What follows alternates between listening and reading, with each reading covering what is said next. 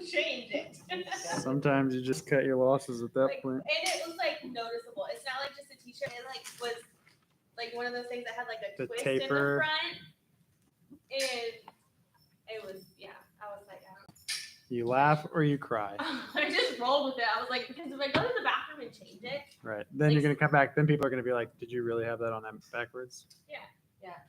It's reversible. All the time, and I'm like, huh, pants are inside out.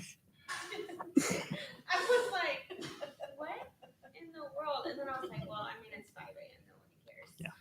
Everybody else is at that point just trying to live. I feel like maybe they're not. You got 2 small kids and you're getting ready to go. Right. And you're going to work out at 5 a.m. I'd say you're doing an all right job.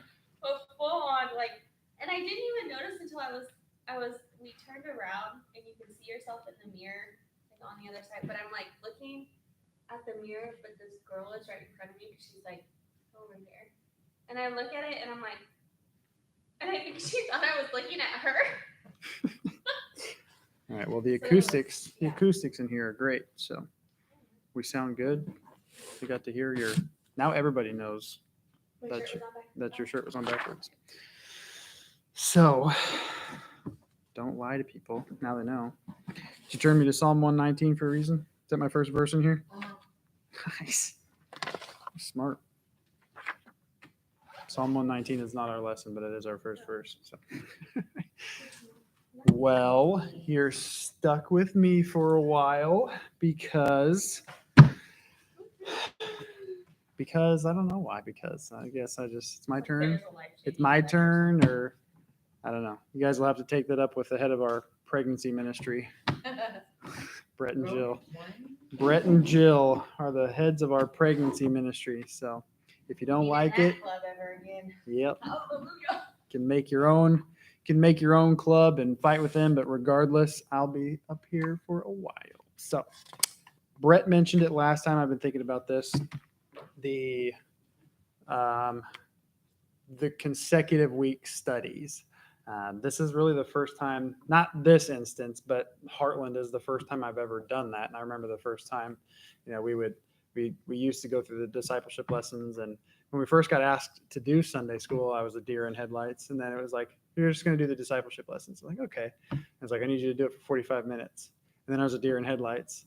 And then we got done with that. And we talked about doing, multi-week studies, and I was a deer in headlights. And the first time I did, I was like, oh my gosh. And it doesn't really change. Knowing my thought process and how I understand things and how I learn things, I'm good to get one thing at a time and call that a win. So when you put weekly studies together, not only do you have to do it coherent for a week, but they all have to make sense. So it's a tall task, I think, maybe for some people, some others, maybe not. But regardless, I think Brett did a really nice job. The colors, that was cool. I've never done that before. Looking at, we've studied it out, and you've got your like kind of famous verses, in 1 Corinthians 3, you've got the gold and the resemblance to the deity and what that means, but getting down into the nitty gritty of the purples and the greens and looking at where those populate, and you kind of form your own patterns after you've spent enough time with the Bible. Things pop up in certain chapters and verses, and the context, and it's like, oh, cool. It's really cool to see black in Revelation, or it's really cool to see green in Genesis. So I say all that to say he did a nice job. Don't let it go to your head, though. So anyway, we are going to do a series-based learning. I think that this week is going to be an intro to an intro. And I can do that because it's my turn. And I was thinking to myself, I'm like, man, it's not like Hannah really snuck up on us. I've had quite a bit of time to know that this was going to be my turn and that I was going to be doing this. But we're going to look tonight. I call this my Google Maps lesson. If you want to title it, you can. If not, it's actually titled Where Art Thou on the YouTube. So you can title whatever you want. But it's just kind of been working on me. It's been this concept. It's been this passage. We're going to be in Genesis 3 to get ahead of myself. That's kind of my specialty. And so I wanted to start with this. And I think that our series-based learning is going to be off of this. I think this